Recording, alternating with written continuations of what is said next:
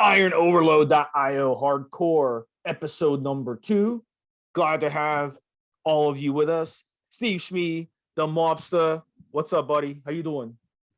All good. Come on, guys. We're going to give you the truth and nothing but the truth on this stuff, including our wonderful opinion on dosages, cycling, and everything. When you're ready.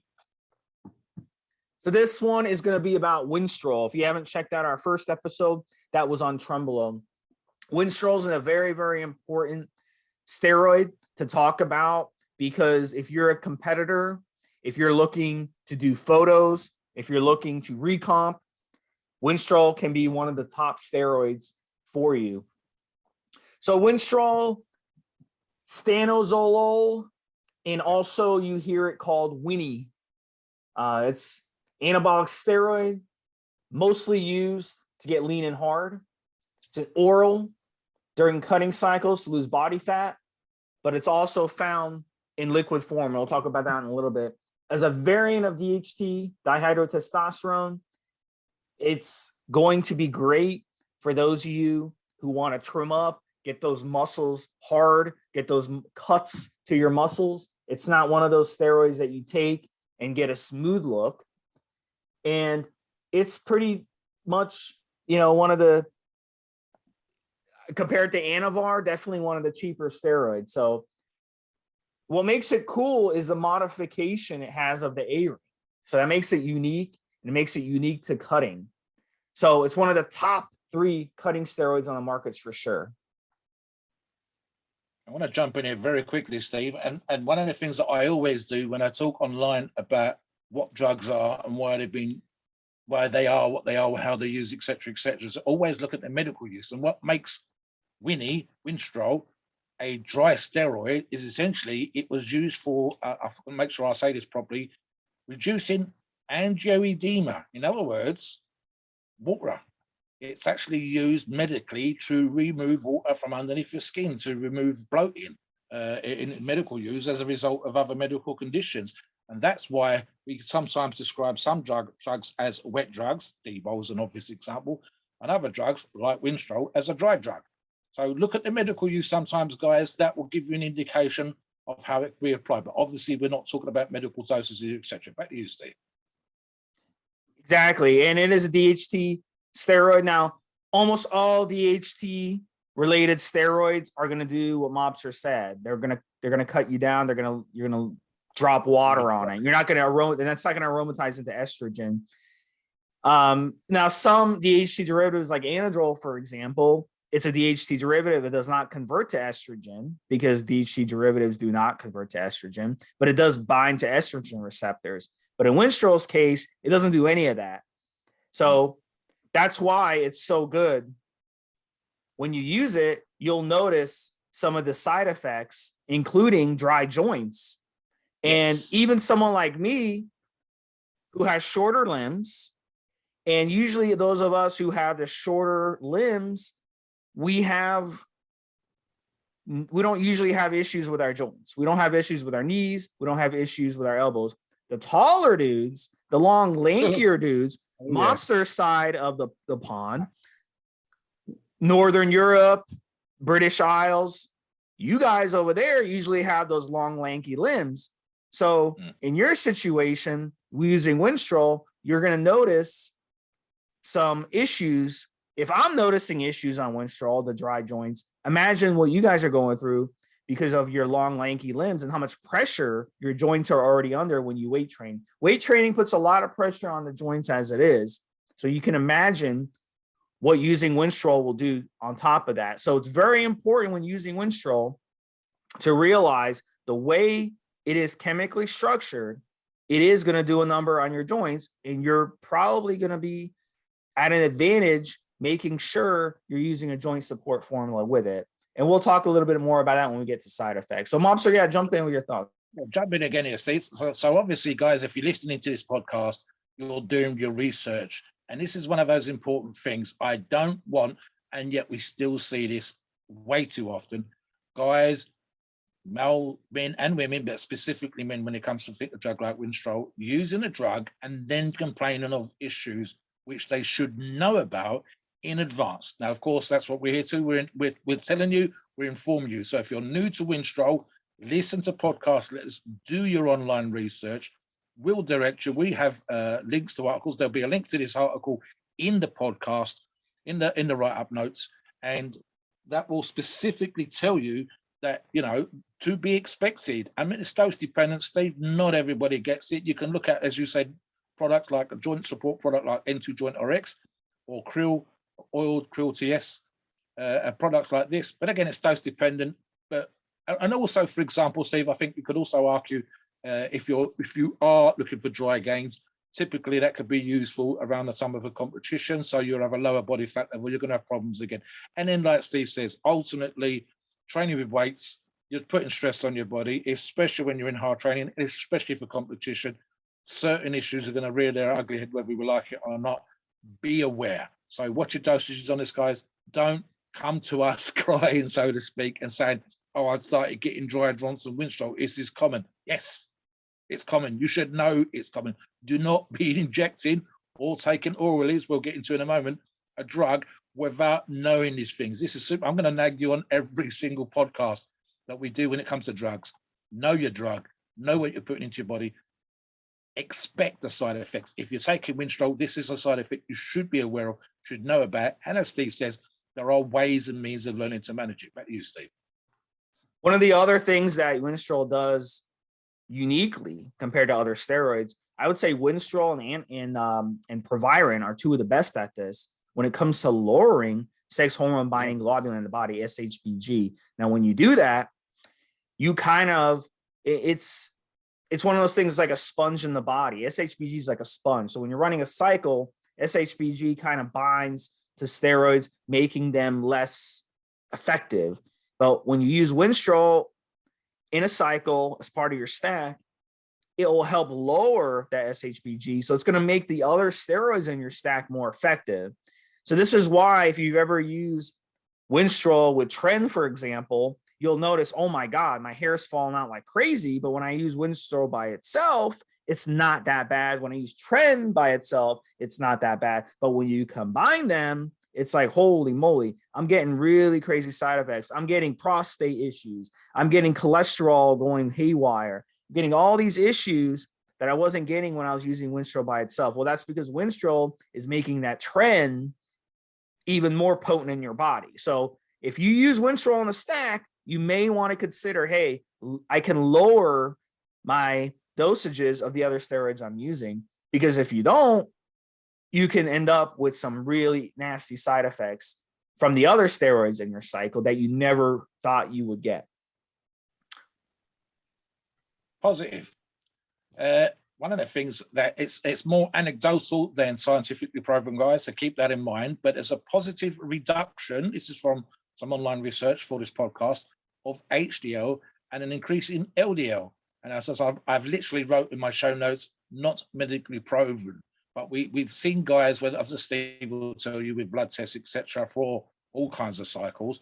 And Winstrol has specifically in some users a positive effect in this particular way, and that can be very, very important. We do see specifically with, I'm going to say, the modern diet, but that's whether the Western diet, as Steve will call it. That's both the American and European side of the border when it comes to the foods, with the McDonald's and all the other kinds of foods that we're eating, not always good stuff. And that's a positive improvement. Typically, as Steve will tell you, your blood tests, especially post-cycle, your measures are going to be all over the place. Winstrol, again, anecdotal only, has been shown in some users to have a positive reduction, again, of HDL and LDL. So as I said, some things, as Steve said, there you should always have the negatives in mind when you're doing a cycle, but here's a positive as well, Steve. So if you search for Winstrol on your source, now you can come on the IO forum, of course, and find the best sources out there, most approved sources, most vetted sources. If you go on their 100%. websites and you take a look, you'll notice that Winstrol is sold in injectable form as a liquid, as I said, and it's also found in oral form. Why is that?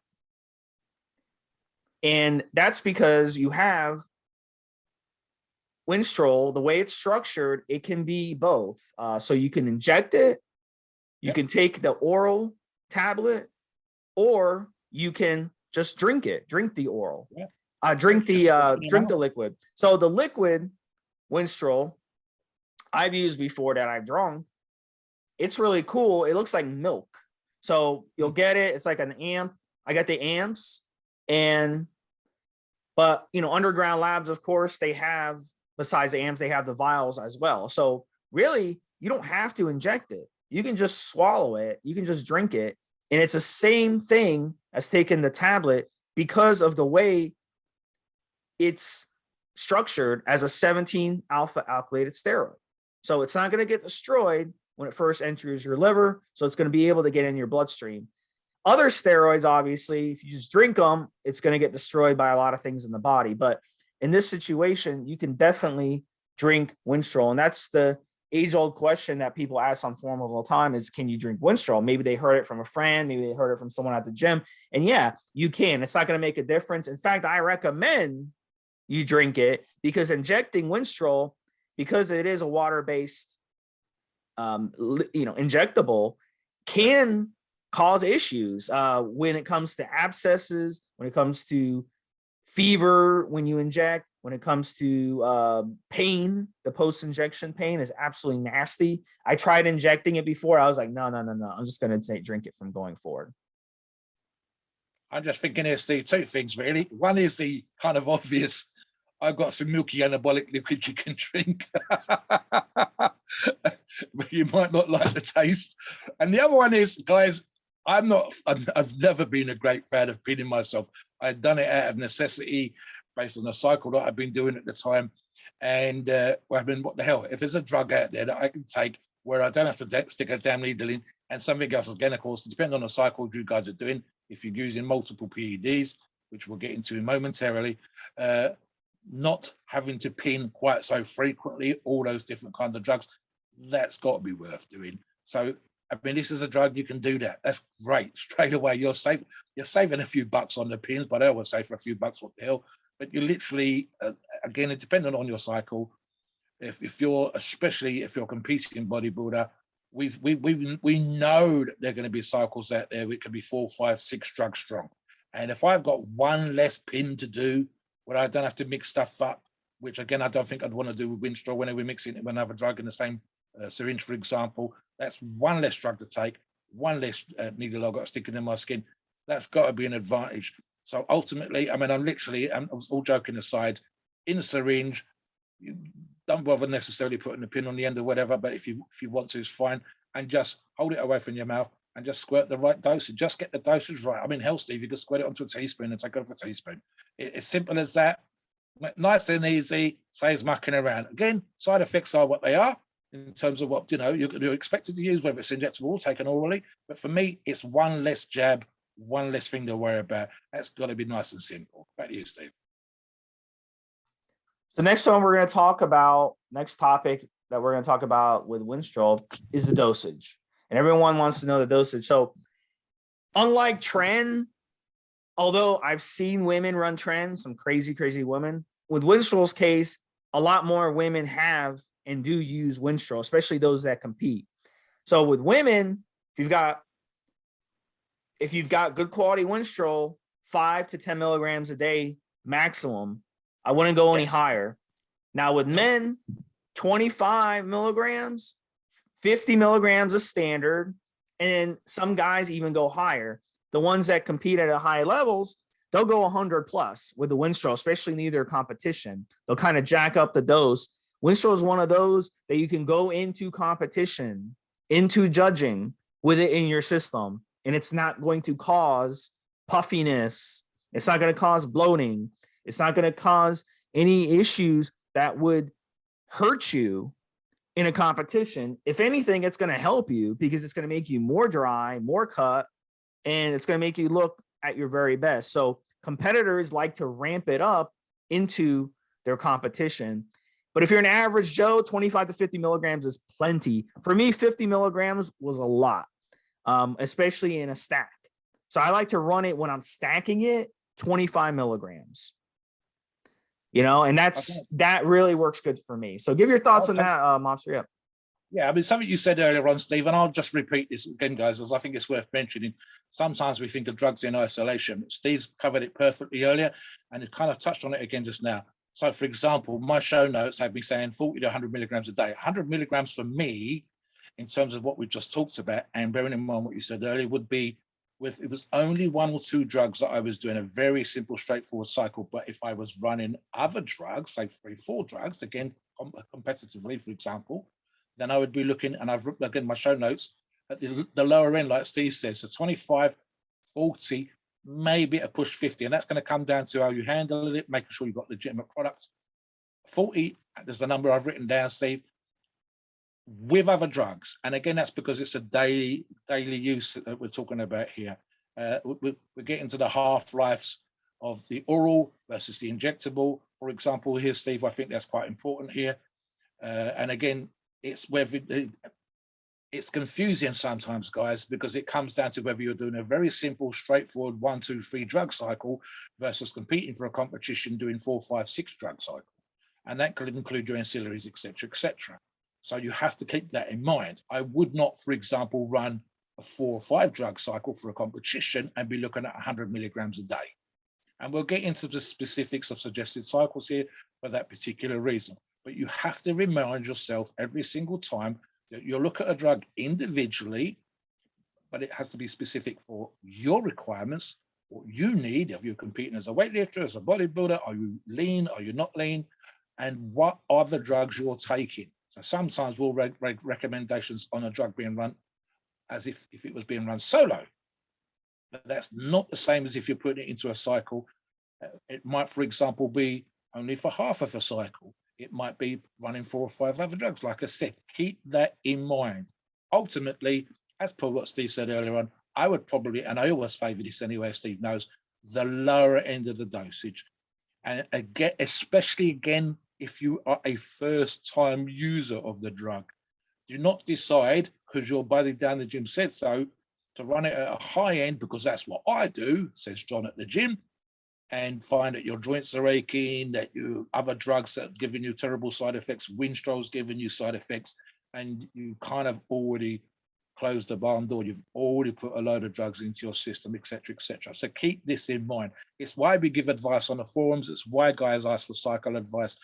But again, to me, I'd always play safe with a lower dose just to see how I get on with it, Steve. It's only then, and making sure, as you said before, it's a trusted source, that I might change those numbers around at a later time.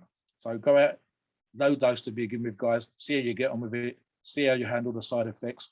Make sure you're aware that if you're taking other drugs, that needs to be probably be the case all the time anyway. Back to you, Steve.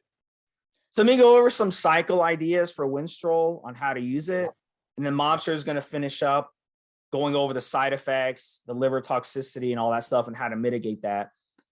And then take us into the disclaimer. So we have a little bit, we have 10, 15 minutes left. So there's different ways to use it. You can use it by itself. If you want to use 25 to 50 milligrams a day, that's fine. You only have to dose it once a day. It's not something where you have to dose it 2-3 times a day. It's got a long enough half-life where it's going to be in your system for, if you're taking it once a day, it's going to be in your system for 24 hours. You don't have to worry about, oh my God, I have to take this twice a day. I have to take this 3 times a day. No, it's going to be in your system long enough. It's not a problem. Oral versus injectable, Steve. Oral is a lot less, guys. Half-life of the oral version, and of course, the injectable version can be taken orally, is 4 to 5 hours. But again, bearing in mind what I've just said previously, make sure you're aware of the difference between those two things, whether it comes to dosing, like I just said, or again, the difference between a shorter half-life of oral versus injectable. And of course, it's the same damn product. So keep that in mind. I've got 18 to 24 hours here, Steve, as the half-life versus for the injectable versus 4 to 5 hours for the oral. Keep that in mind, guys. If you're taking it orally, like we've talked about, it's a much shorter half-life. So again, I mean, if injectables, 1 jab a day, like Steve just said, but orally, different. Whether you'd want to split it up into multiple doses, again, it's one of those things. I don't think I would, Steve, but that's by the by. I think I'd think of the overall effect. What about you? If you was doing it orally, would you split that into smaller dosages through the day? Would you want to?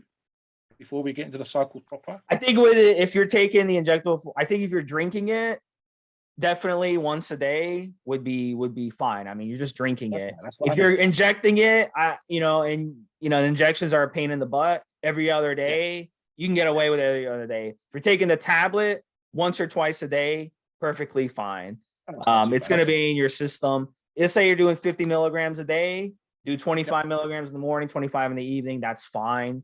If you're Okay. just doing 25 milligrams, you can just do it once a day.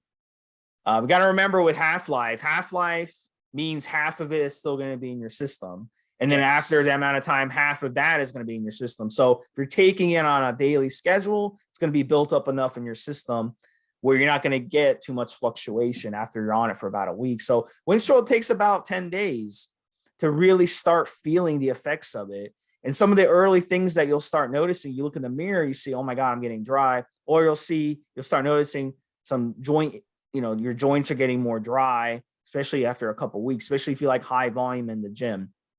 So pumps are a big thing. Mobster is going to go over the side effects, including the pumps too, because the Winstrol pumps are legendary. So let me spend 5 minutes talking about how to cycle it, Mobster, and then you'll finish up the last 5 minutes with the side effects. So like I was saying, you can take it by itself, 4 to 6 weeks. You can push to 8 weeks. Just depends on your liver. If you're taking care of your liver, you have a good liver, you could probably push it to 8 weeks, no problem. I would not exceed 8 weeks because of the liver toxicity of Winstrol.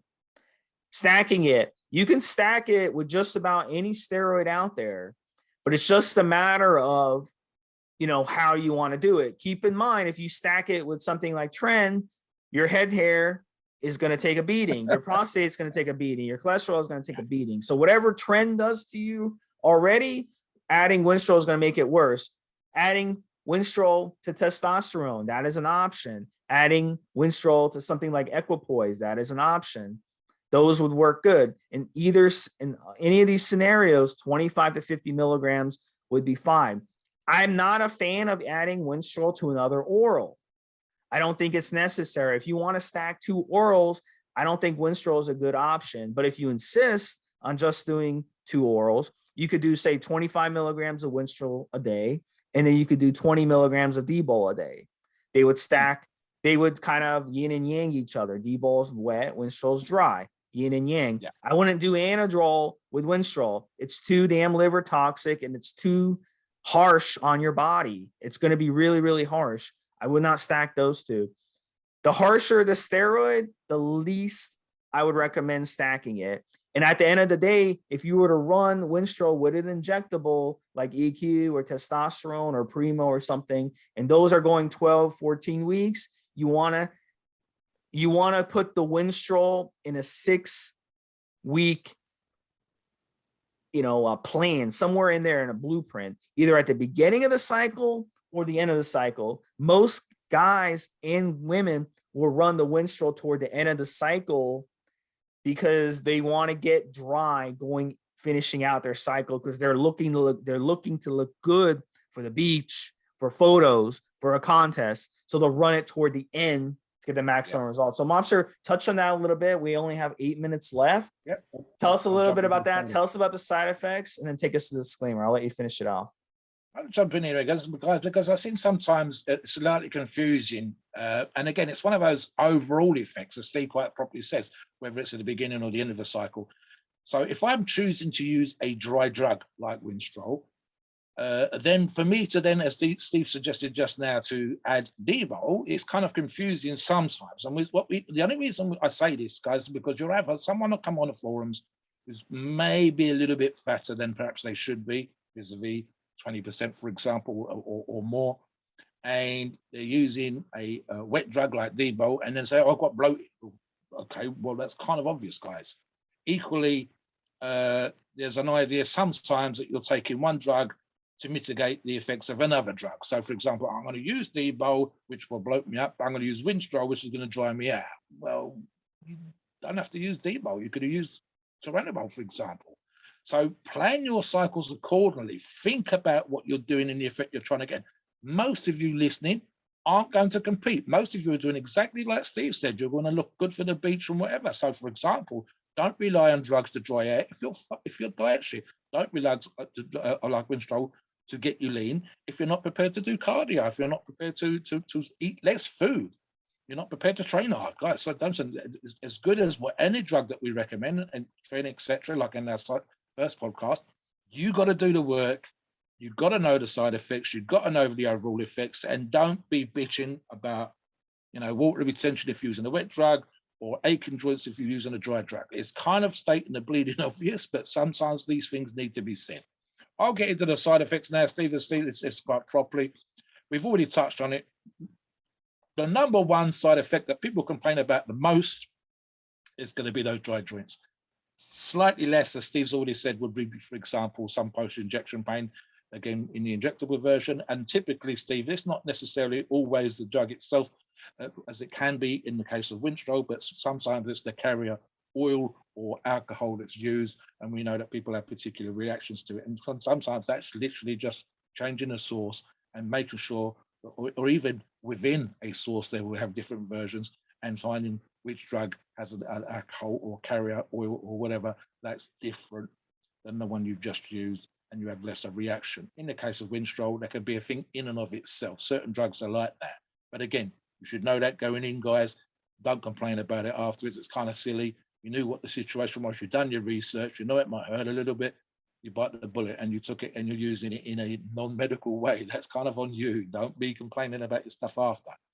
An obvious thing, and we've mentioned one product already that would help you with joint issues, would be a product like N2 Joint RX, but you're looking for glucosamine, chondroitin, MSM, calcium, collagen, vitamin C, all of those things in a good joint product, but at the right dosages, they're going to help. I mentioned already fish oils in the case, for example, krill TS is a great one, which work for me in terms of what, so-called lubrication. And again, some of this stuff comes down to you being dietary deficient. In other words, you're doing a cutting diet, you're doing a competition diet, there's going to be missing a few things out there. So a little bit of supplementation of those items is going to help as well.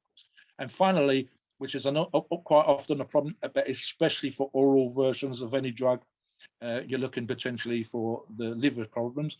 And we recommend constantly on the forum for this particular reason. You may have your own preferred version, but our preferred version is N2 Guard, which is out there for organ protection, and that includes organ protection, organ healing, organ health. It's probably most accurate, and specifically in this particular circumstances, your liver. Oral drugs have a nasty habit of requiring more processing by the body than injectables, although they're not specifically 100% that. But orals, again, by reputation, need this. And so that process of breaking down and absorption into the body requires them to be alkylated, for example, and that's what harms the liver. And therefore, because you're taking it again at a super physiological, above and beyond what a medical doctor would give you for medical conditions, for anabolic reasons, to get into shape, not because you've got angioedema, you're going to have those potential side effects and those potential issues, and that's how we manage those things. Right, guys, as always, please note, we are not doctors, and the opinions that we give on this podcast are ours and ours alone. It is our view and based on our experience and views on the topic. A podcast of informational purposes and entertainment only. The freedom of speech and the First Amendment applies.